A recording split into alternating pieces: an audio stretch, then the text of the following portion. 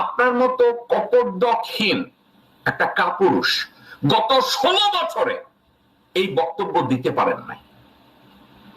বাংলাদেশে আপনার মাকে নিয়ন্ত্রণ করছে যারা আওয়ামী লীগের হয়ে, আপনার মাকে যারা অসুস্থ বানিয়েছে আওয়ামী লীগের হয়ে, ভারতের হয়ে, আজকে ওই লোকগুলোর কাছে বশ্যতা স্বীকার করে তাদের নেতৃত্ব মেনে নিয়ে এখন তাদের দেওয়া ন্যারেটিভ আপনি ওখানে বসে দিচ্ছেন।